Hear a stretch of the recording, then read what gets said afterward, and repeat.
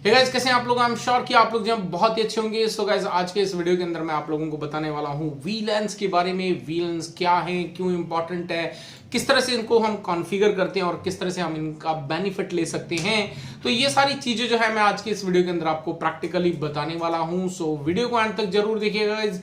मेरा नाम है मनजीत सिंह और आप देख रहे हैं आपका अपना चैनल टेक गुरु मनजीत। तो अगर यहां तक आपने वीडियो देख ली है तो एक रिक्वेस्ट की, नीचे साइड पे सब्सक्राइब का बटन है, उसको दबा के सब्सक्राइब कर दें और साथ ही साथ बेल का आइकन दबा दें ताकि आने वाले वीडियो की नोटिफिकेशन जो है आपको मिल पाए। चलिए चलते हैं सीधा लैपटॉप स्क्रीन पे और वहीं चल के देखते हैं कि वीलैंस क्या है, कैसे कॉन्फ़िगर होते हैं, इनके बेनिफिट्स वगैरह क्या हैं। सो गाइस, हम आगे कंप्यूटर स्क्रीन पे और यहां पर आप देख सकते हैं अभी कोई भी नेटवर्क डिजाइन नहीं किया हुआ, तो आप लोगों के सामने मैं यहां पे कॉन्फ़िगर कर रहा हूं। तो वीलैंस के लिए से फॉर एग्जांपल यहां पर मुझे एक लोकल एरिया नेटवर्क बनाना है। सो लोकल एरिया नेटवर्क बनाने के लिए मुझे कोई ज्यादा काम नहीं करना पड़ेगा।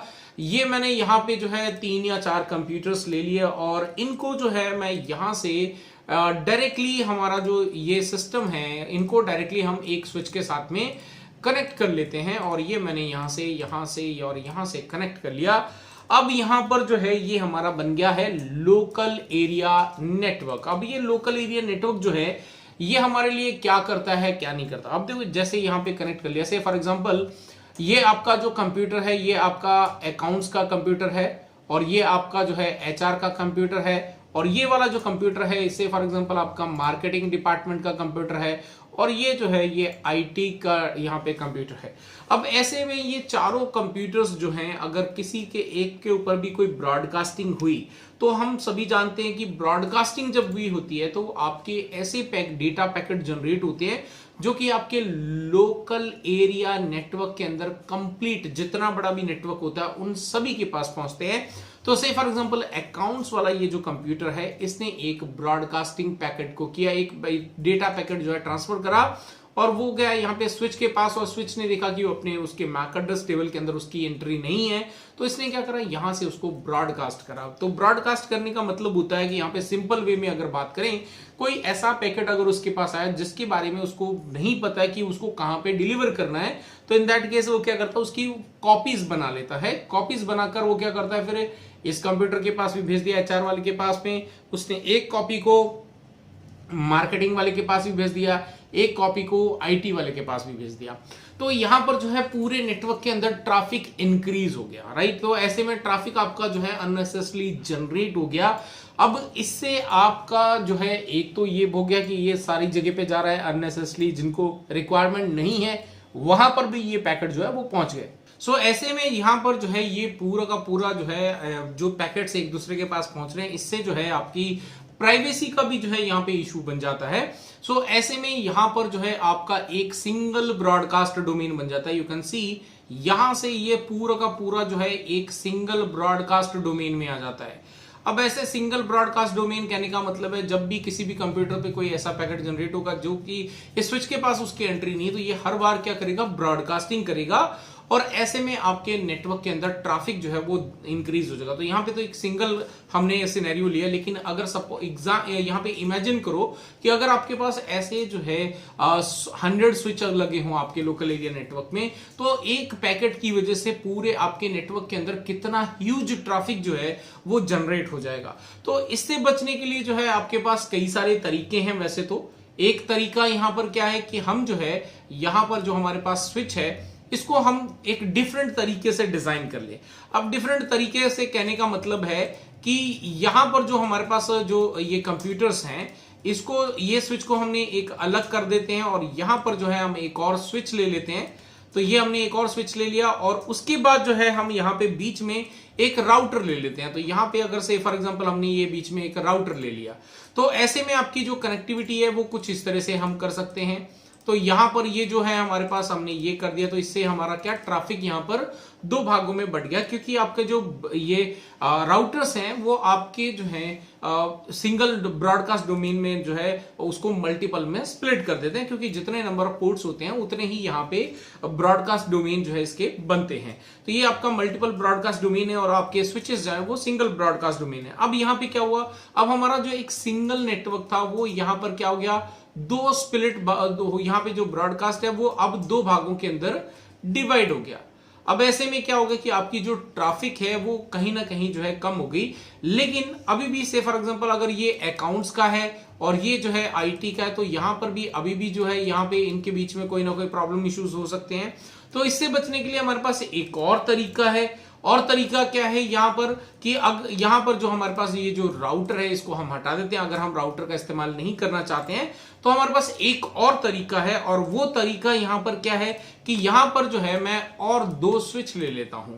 ये मैंने 2 स्विच ले लिए और उसके बाद जो है यहां पर मैंने इसको इस तरह से कनेक्ट कर दिया, यहां पे इस तरह से कनेक्ट कर दिया, और ये मेरा जो है एक अलग नेटवर्क रेडी हो गया। अब ऐसे में यहां पे जो है मेरे पास 4 स्विच हो गए और 4 मेरे पास अलग अलग डिपार्टमेंट हैं। सो ऐसे में अगर हम यहाँ पे अभी देखें तो हमारे पास जो है यहाँ पे ब्रॉडकास्ट डोमेन कितने बना दिए हमने, ये एक बना दिया, यहां पर जो है हमने दूसरा बना दिया, यहां पर जो है हमने ये तीसरा बना दिया, और ये हमने बना दिया चौथा। तो ये 4 अलग अलग ब्रॉडकास्ट डोमेन बना दिए। अब हमारी जो प्रॉब्लम थी ज्यादा ट्रैफिक जनरेट होने की, अब किसी भी एक पर्टिकुलर सेक्शन के अंदर अगर जो है कोई ब्रॉडकास्टिंग होती है तो वो पर्टिकुलर उसी सेक्शन के अंदर रहेगी, क्योंकि ये आपस में इंटरकनेक्टेड नहीं है। अब हमने इनको अलग अलग कर दिया। लेकिन ऐसा नेटवर्क डिजाइन करने में हमारे जो है अभी तो सिर्फ 4 कंप्यूटर हैं, उसके लिए हमने 4 स्विच ले लिए। अब इमेजिन करो कि अगर आपके पास जो है 200, 300, 400, 500 कंप्यूटर्स होंगे, तो क्या हम उतने ही स्विचेस लेने वाले हैं क्या?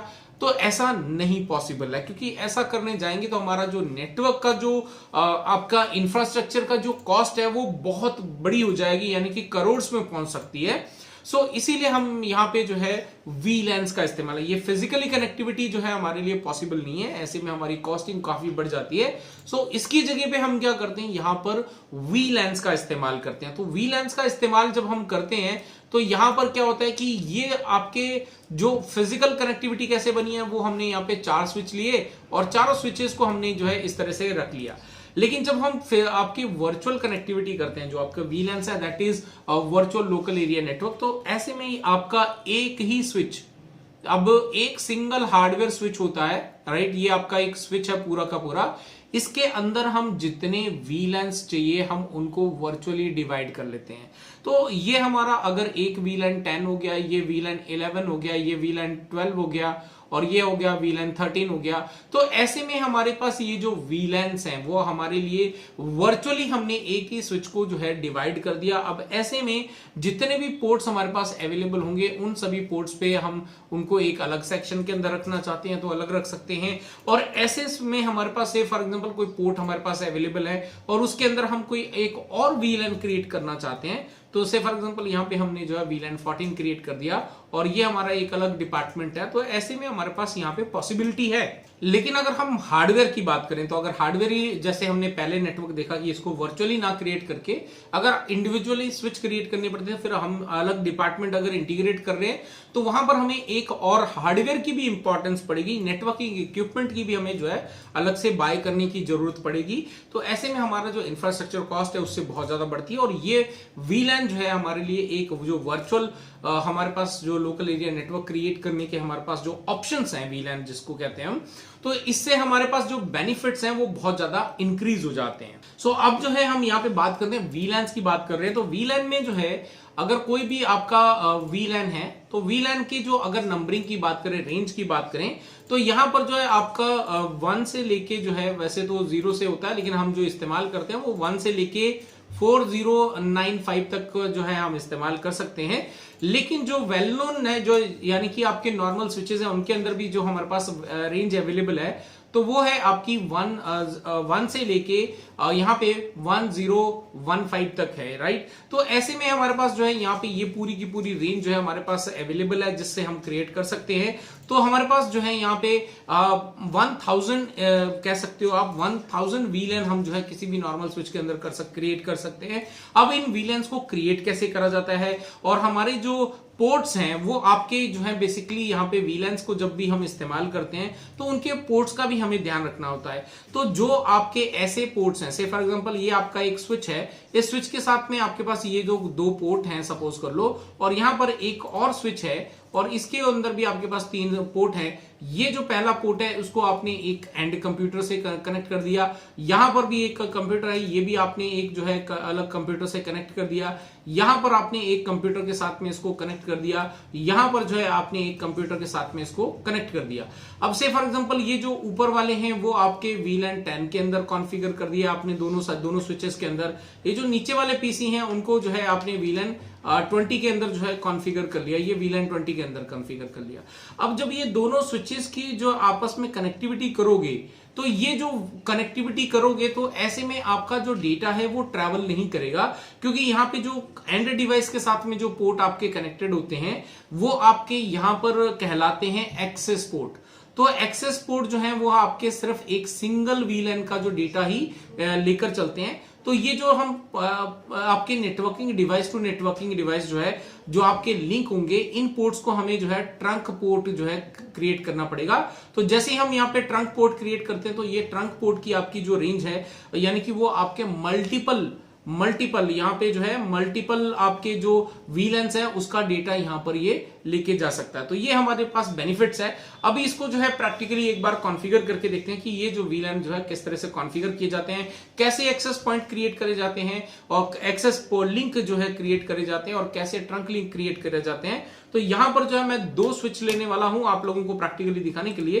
तो यहां से मैं 2 स्विचेस को तो हटा देता हूं और 2 स्विचेस हम रख लेते हैं।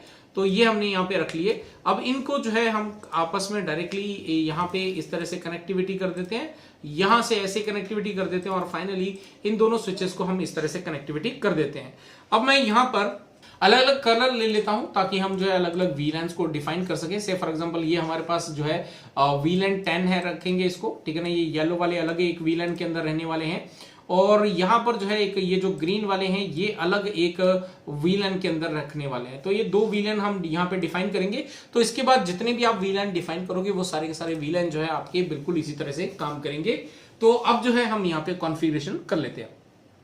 तो यहां पर सबसे पहले तो ये जो येलो वाला है इसको हम यहाँ पे डिफाइन करेंगे VLAN, यहाँ पे हम इसको VLAN 10 के अंदर डिफाइन करेंगे और ये जो है ये VLAN 20 के अंदर डिफाइन करेंगे।